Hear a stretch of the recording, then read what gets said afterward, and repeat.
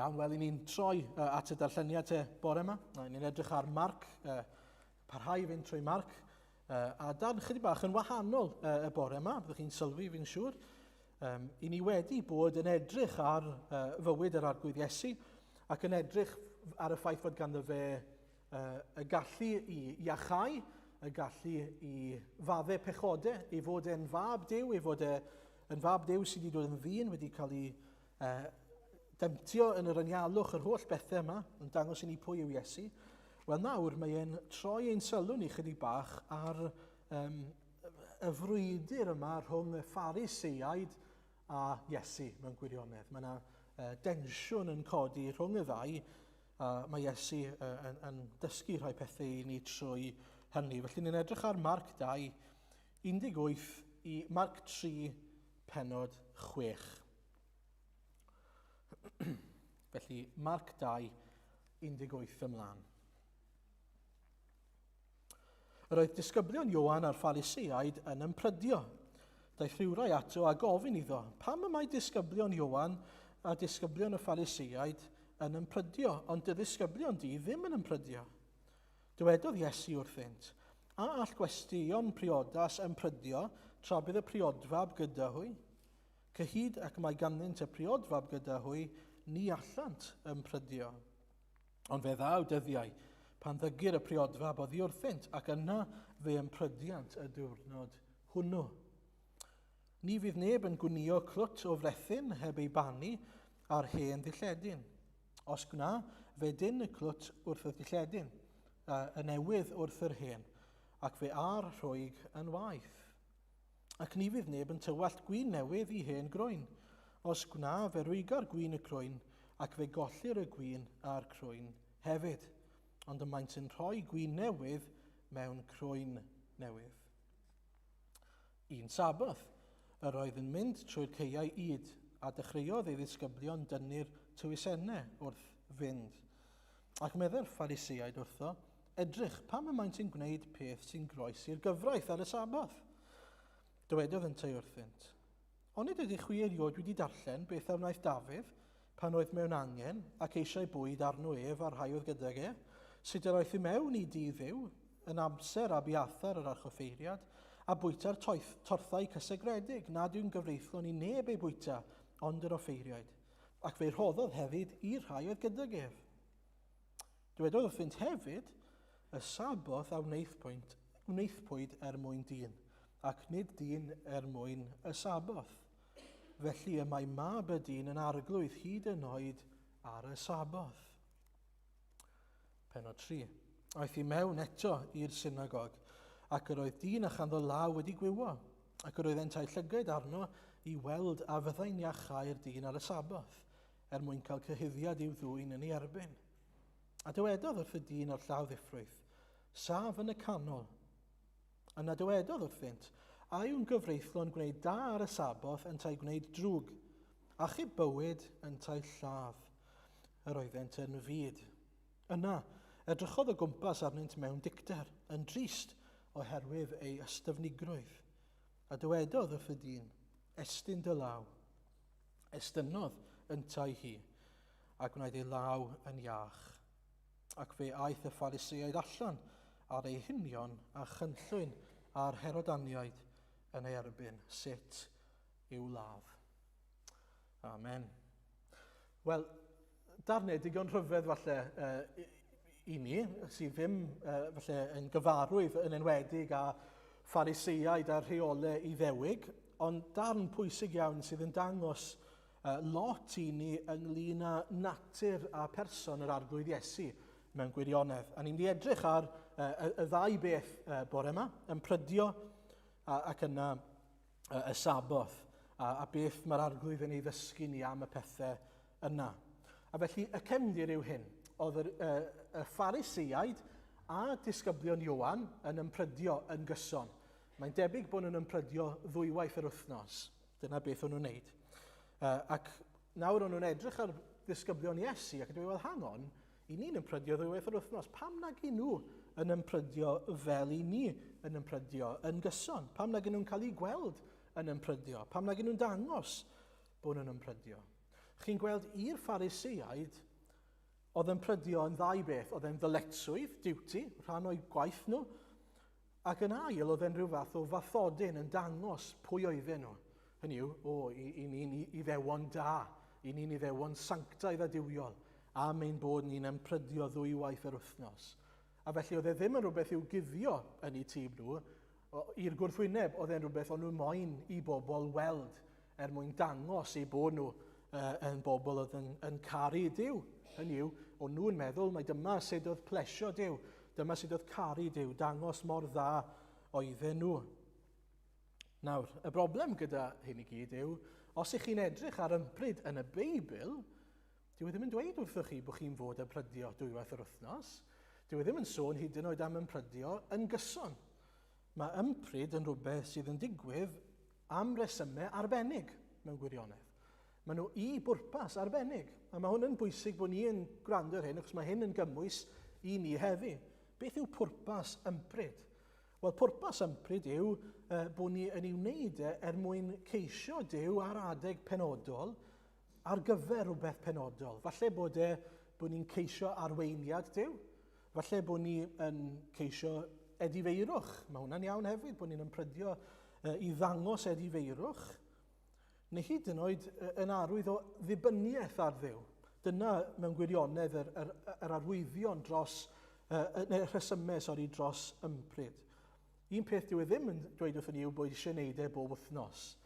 Os rhywbeth mae hwnna yn tynnu ffwrdd o'r pwrpas, oherwydd mae ar gyfer adegau arbennig. A chi'n gweld beth mae'r Iddewon wedi wneud yw, maen nhw wedi cymryd rhywbeth da, mae'r arglwydd wedi rhoi yn rhodd i ni, ympryd, a maen nhw wedi troi mewn i'r rheol. Maen nhw wedi troi mewn i gyfraith. Chi'n sylwi be wedyn nhw'n y darlleniad, maen nhw'n galw fe'n gyfraith. Nawr, dyw e ddim yn gyfraith yn y Beibl, a felly mae'n gyfraith maen nhw wedi wneud lan. Mae'n gyfraith maen nhw wedi creu eu mwyn eu hunain. Ond nawr, maen nhw'n ei drin fel ysgrythur, fel gair Duw. A felly maen nhw'n gofyn i Iesu pam nad yw nhw'n ymprydio. A dyma yr esiampl yn yr ateb mae Iesu yn ei roi te. Os edrychwch chi yn adnod 19. A all gwesteion priodas ymprydio tra bydd y priodfab gyda hwy. Cyhyd ag y mae ganddynt y priodfab gyda hwy, ni allant ymprydio. Felly mae'n rhoi darlun o briodas, ac yn dweud, os ych chi'n mynd i briodas, a pryd hynny, byddai priodas yn para wythnos, right? A byddai gwledd pob dydd o'r wythnos yna, sawl gwledd pob dydd, actually. Dychmygwch nawr, fynd i wledd bob dydd a peidio bwyta.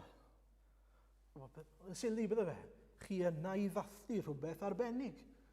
A dyma mae Iesu'n dweud, Iesu yw y priodfab fan hyn. Iesu yw mab Duw a Duw ei hunan sydd wedi dod i'w canol nhw.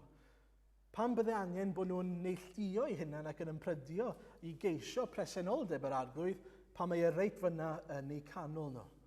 Pam bydde nhw'n wneud hynny? Dyn nhw ddim wedi deall wrth gwrs bod Iesu, mab Duw ei hun, yn eu plith nhw. Mae'n amser dathlu. Mae'n amser llawenhau fod Iesu gyda nhw. Pam fydden nhw eisiau bod unrhyw le arall ac yn gwneud unrhyw beth ond am gwledda gyda'i gilydd. Ac wrth gwrs mae fan gwein sôn am fei hunan fel y priodfab, a dyna'r darlun i ni.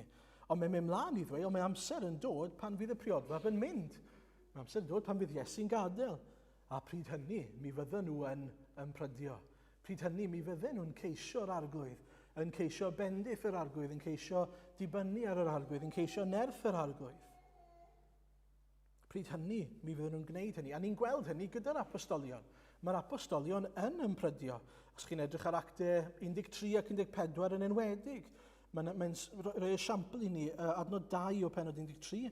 Tra oedd e'n twyn o ffrymu addoliad i'r arglwydd ac yn ymprydio, dywedodd yr ysbryd glân, neilltuwch yn awr i mi Barnabas a Saul. Chi'n gweld o'n nhw'n ceisio llais yr ysbryd ac oedd yr ysbryd glân yn ateb. Dyna pwrpas ympryd i ni. Rhoi lle i'r arglwydd i siarad. Actau 14, adnod 23, i Geraint sy'n gyfieithu. Penod asant iddynt heniriaid ym mhob eglwys a'i cyflwyno ar ôl gweddio ac ymprydio i'r arglwydd yr oeddent wedi credu ynddo. Eto, penderfyniad pwysig, galw henuriaid, yr apostolion yn galw henuriaid at ei gilydd. Beth oedd eisiau gwneud? Gweddi ac ympryd, dibynnu, pwyso'n llwyr ar yr arglwydd, aros am ateb, gweddi ac ympryd. Mae'n bwysig bod ni yn gweld pwynt hynny.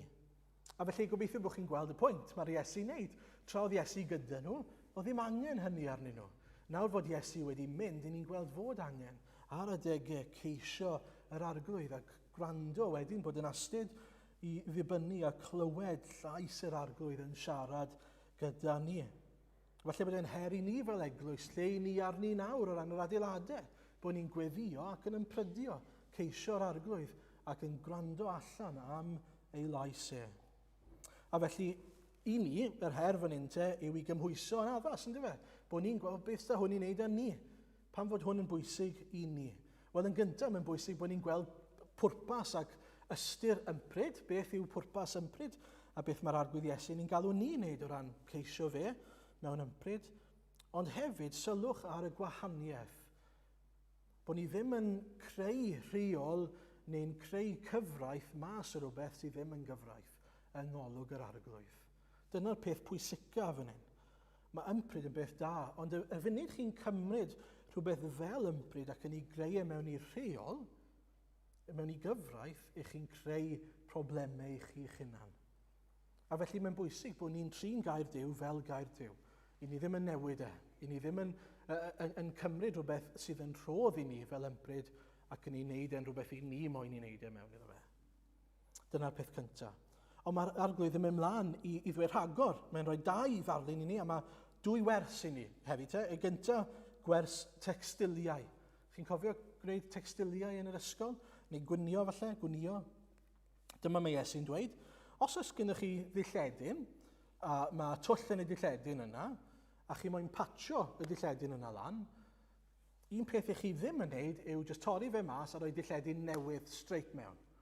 Beth mae'n gweud yw bod eisiau bannu fe gyntaf. Hynny yw, i olchi fe a'i drin e fel bod e'n shrinco cyn bod chi yn rhoi e mewn.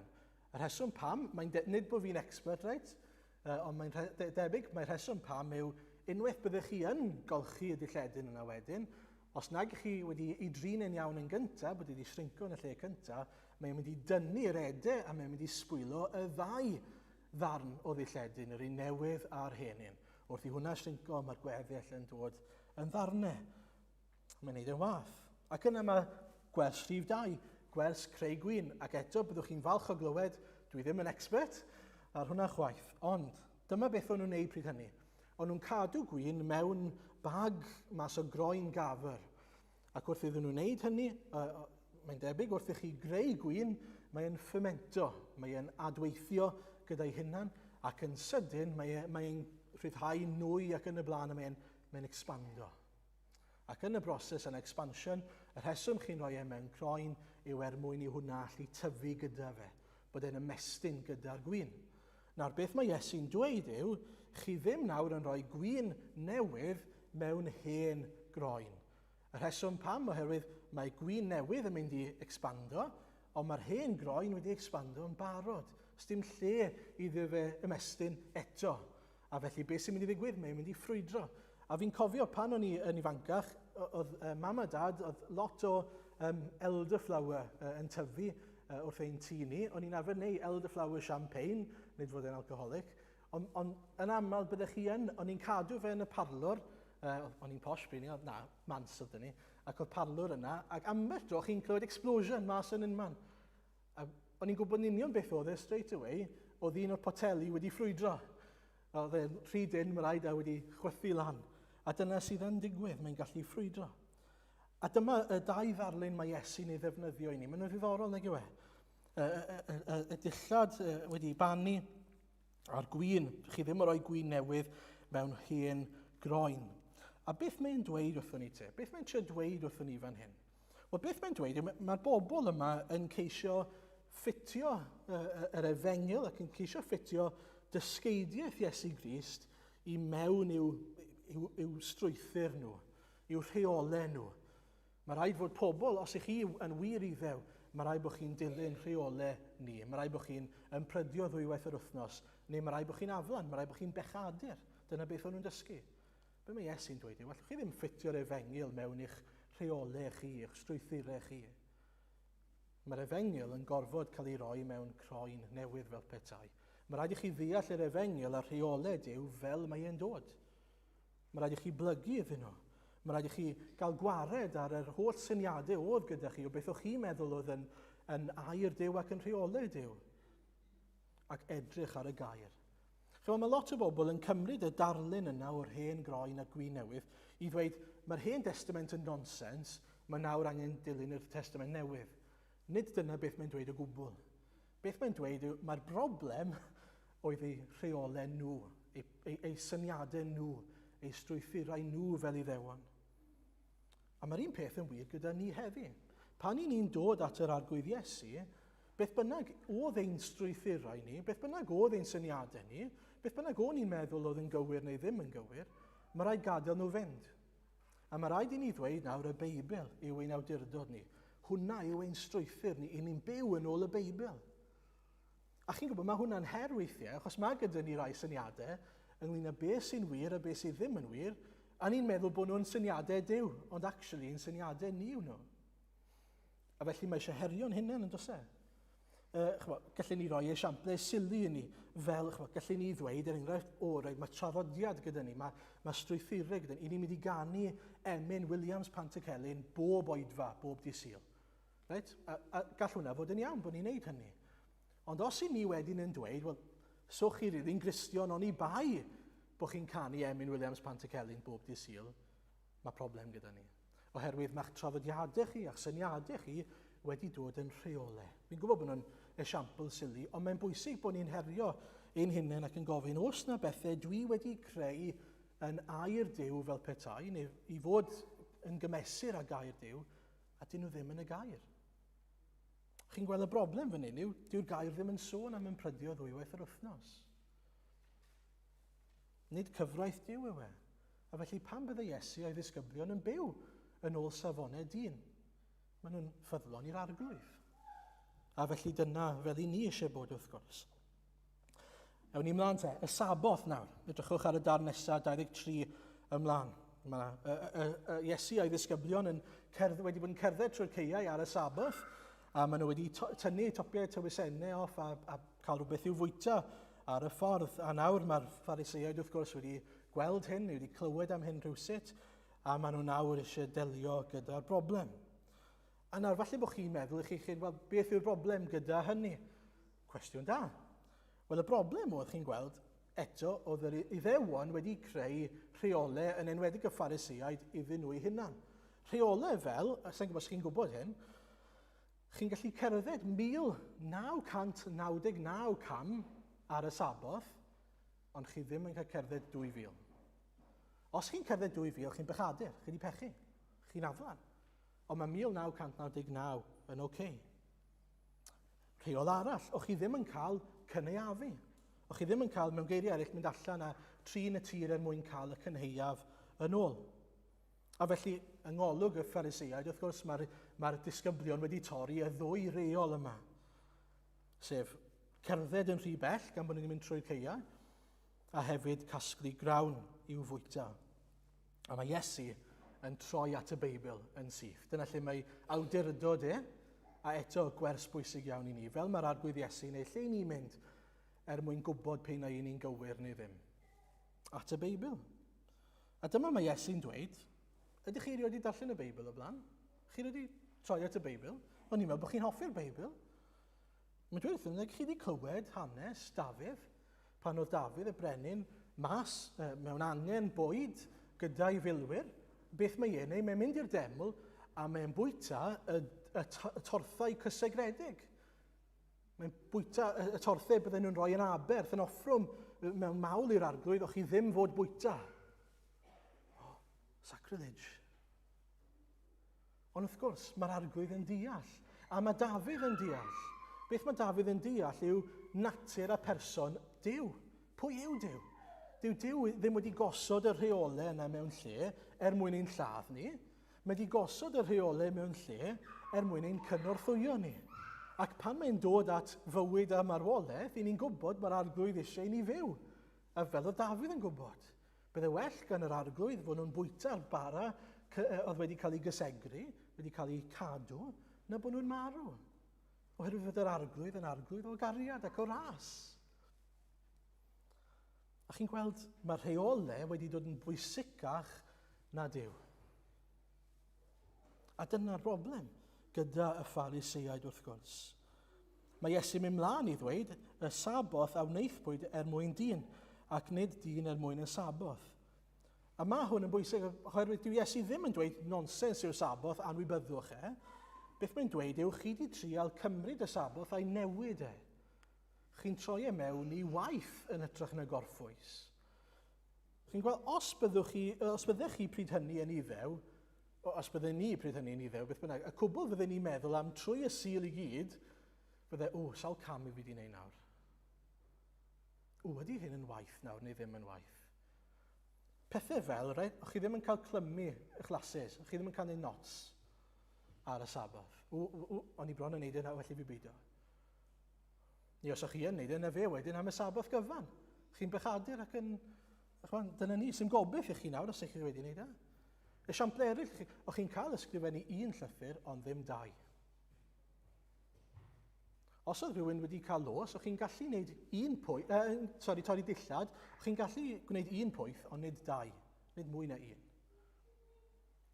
A chi'n gweld y broblem da'r pethau mae gyd yw, dyn nhw ddim yn y Beibl. Nid Duw sydd wedi dweud nhw. Mae pobl wedi cymryd rhywbeth ac yn hytrach nawr na bod y saboth yn llesol ar eu cyfer nhw, mae e'n fwrdwn arnyn nhw, mae'n waith iddyn nhw. A mae hwnna'n wers i ni, a falle bod e'n anodd i ni weld mae'n bwysig bod ni'n gweld pwrpas y saboth, a pwrpas gair Duw a rheolau Duw. Dyn nhw ddim yna i wneud i ni deimlo fel bod ni'n cael ein gwasgu, yn cael ein cyfyngu, fel oedd rheolau'r Iddewon yn wneud. Mae rheolau a gair yr arglwydd yna ein mwyn ni, ein lles ni. Fel unrhyw riant yma sydd gyda plant, ych chi'n gwybod, ych chi'n gosod boundaries. Beth bynnag yw nhw, pe na mae gwely am 10 o gloch, pe na mae chi ddim yn cael yn bellach na hyn a llall ag arall, y cyfan. A mae'r plant weithio yna, come on mam, come on dad, diw na ddim yn 10. Ond beth ych chi'n gweithio nhw? Mae eich lles chi, mae daioni i chi. Ac i ni fel plant yw yn gweld mae'r saboth ein mwyn ni. Pan fod yr arglwydd wedi dweud fod y saboth i fod yn orffwys? Pan fod rhai rheolau yn yr Hen Testament? Mwyn i ni ddeall, mae eisiau brec arno ni weithio o weithio a gweithio a gweithio a dod a myfyrio ar yr arglwydd. Dod a rhoi clod i'r arglwydd. Rhoi hoi i'r tir hyd yn oed mae'r arglwydd yn dweud. Mae'n gwybod yn well a mae'n gwybod beth sy'n angen arno ni. Chi'n gweld mae popeth mae'r arglwydd yn ei wneud mas o gariad. Ond mae popeth mae'r Pharisëaid yn wneud mwyn dyrchafu ei hunan ac mwyn rheoli pobl eraill. A dyna'r gwahaniaeth rhwng yr arglwydd a pobl. Mae pobl yn camddefnyddio grym trwy'r amser. Mae pobl eisiau grym mwyn gallu rheoli pobl eraill. Nid dyna'n arglwydd ni. Mae'r arglwydd Iesu wedi'n rhyddhau ni o'n pechod ni mwyn i ni gael byw bywyd. Ie, o fewn y cyffiniau mae'n gosod, ond mae'r cyffiniau yna mor dda ar ein cyfer ni. A fi'n gobeithio bod chi'n gallu gweld hynny. Mae pob un o'r boundaries yna mae'r arglwydd Iesu'n ei osod i ni lles i ni, ein daioni ni, am ei fod ni'n caru ni gymaint. A dyw ddim eisiau'n gweld ni'n gwyro. Mae ni mor aml yn y Beibl yn cael ein galw'n ddefaid nag ni. Yn bobl sydd yn mynd ar gyfeilior, yn bobl sydd yn colli trac ar lleini arni. Mae'r arglwydd yn gofalu am ei ddefaid. Mae e'n rhoi corlan o'n cwmpas ni mwyn sicrhau bod ni'n ddiogel. A mae'r arglwydd yn cadarnhau hyn i ni yn Mhennod 3. Yr un esiampl eto yw o fod ar y saboth yn gwneud rhywbeth sydd yn erbyn y rheolau, sef iachau. Eto, os newch chi edrych yn yr Hen Testament, dim sôn am iachau neu ddim iachau yn yr Hen Testament. Ac eto, mae'r arglwydd yn dweud, be mae'n dweud wrthyn ni? Dyma mae'n dweud wrthyn ni, adnod 4. A yw'n gyfreithlon gwneud da ar y saboth, yn tai gwneud drwg, achub bywyd yn tai lladd. Dyna mae'n dweud. Ydw i'n cael gwneud da ar y saboth? Ydw i'n cael achub bywyd rhywun, helpu rhywun? Neu ddim? Beth sy'n orau, bod fi'n neud da neu bod fi'n gadael i ddrygioni i barhau. A dyma mae'r arglwydd yn dweud, mae'r saboth yna eto ein mwy ni, ein lles ni. A be mae'r arglwydd Iesu eisiau gwneud ar y saboth? Gwella, gwneud daioni ar y saboth. A does dim rheol yn erbyn hynny. Chi'n gweld y bobl yma, ond nhw jyst eisiau dilyn rheolau, eisiau dyrchafu eu hunan. Be mae'r arglwydd eisiau gwneud? Caru ei bobl. Dangos tosturi at y dyn yma sydd mewn angen am iachad. A mae'n dangos i ni mor aslon yw yr arglwydd. Mor aslon yw bod e'n fodlon, a mae'n defnyddio'r dyn yma fel esiampl. A mae'n gwybod beth sy'n mynd i ddod o hyn, mae'n gwybod bod y Pharisëaid yn mynd i droi cefn arno fe a cynllwynio ni erbyn e. Ac eto, beth mae'n dweud? Saf yn y canol. Dwi'n mynd i'n dynneud i'n esiampl iddyn nhw. Ac yna estyn dy law, dwi'n mynd i diachau di. Oedd e'n gwybod beth oedd e'n gwahodd mewn geiriau eraill. Oedd e'n gwybod yn ôl yr Iddewon bydde fe'n torri ei rheolau nhw. Os dim ots am hynny, mae'n caru y dyn yma. A mae eisiau tosturio tuag at y dyn yma. A dyna beth mae'n neud, wrth gwrs, mae'n dangos iddyn nhw natur a person yr arglwydd Iesu. Ac yna maen nhw, wrth gwrs, yn ymateb fel chi'n disgwyl iddyn nhw ymateb. Mae'n mynd i ffwrdd ac yn cynllwynio yn ei erbyn e gyda'r herodaniaid sut i'w ladd. Chyfodd hwnna'n neud i fi feddwl am Cain ag Abel. Chi'n cofio hanes Cain ag Abel? Mae Cain yn lladd Abel, wrth gwrs, am fod Abel wedi rhoi rhodd i'r arglwydd, aberth i'r arglwydd, offrwm i'r arglwydd oedd yn dderbyniol. Ond nid Abel oedd y broblem. Cain oedd y broblem, ac oedd e'n meddwl trwy ladd Abel byddwn ni'n cael gwared ar y broblem. Ond yr unig beth mae hwnna'n neud yw cael gwared ar un sydd yn dangos chi lan. Mae'n cael gwared ar y drych yma sydd yn adlewyrchu annigonolrwydd Cain. Mae Cain dal ddim yn iawn gerbron yr arglwydd, hyd yn oed os mae'n cael gwared ar Abel. A mae'n ddiddorol iawn, mae dyna beth sy'n digwydd â'r Pharisëaid. Maen nhw eisiau cael gwared ar Iesu oherwydd fod Iesu yn dangos nhw lan. Mae'n ddrych i'w pechadusrwydd nhw, mae'n ddrych i'w annigonolrwydd nhw, so mae eisiau cael gwared arno fe. Ond yw hwnna ddim yn delio gyda'r broblem, a dyn nhw ddim yn mynd i gael gwared ar yr arglwydd Iesu. Maen nhw dal yn annigonol, maen nhw dal angen troi a derbyn maddeuant, maen nhw dal angen yr arglwydd. A mae'r un peth yn wir heddi. Mae lot o bobl sydd eisiau cael gwared ar yr arglwydd Iesu, gwared ar yr eglwys, gwared ar yr efengyl. Pam? Am ei fod yn ddrych i'w pechadusrwydd a'i annigonolrwydd nhw. Mae'n ei gwneud nhw'n anghyfforddus. Mae'n wrth be bynnag maen nhw eisiau credu, sut bynnag maen nhw eisiau byw. Ond ein hyder ni, a'n cysur ni, yw gwybod sdim cael gwared ar yr arglwydd Iesu. Sdim cael gwared ar yr efengyl. Mi fydd e'n sefyll am dragwyddoldeb. A felly dyna lle mae'n hyder ni.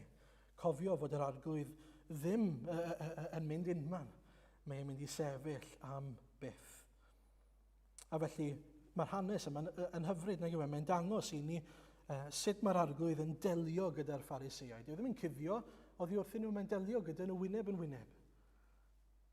A mae'n dangos iddyn nhw, mae eisiau chi roi heibio eich rheolau, mae eisiau chi roi heibio eich syniadau chi, eich syniadau dynol chi, a gweld pwy yw yr arglwydd Iesu. A mae'r un peth yn wir i ni heddi. Beth yw ein angen mwyaf ni? Rhoi heibio beth bynnag yw ein syniadau dynol ni a dod a plygu glin i'r arglwydd Iesu. Os ydych chi ddim wedi gwneud hynny, plis gwnewch hynny y bore yma. Plis gwnewch hynny heddi. Peidiwch â gadael e. Ond os ydych chi wedi gwneud hynny, cofiwch yr addewidion sydd mewn fan hyn. A cofiwch, weithiau ni'n meddwl, ni ddim eisiau twisto gair Duw. Ni ddim eisiau cymryd gair Duw a'i newid e. Peth arall ni ddim eisiau gwneud yw ychwanegu at air Duw. A dyna beth oedd y Pharisëaid yn gwneud. Ychwanegu eu rheolau nhw at y gyfraith i wneud e swnio fel gair Duw. Na, i ni yma i blygu i awdurdod ac i efengyl Iesu Grist yn unig. A gogoniant i'w enw fe. Amen.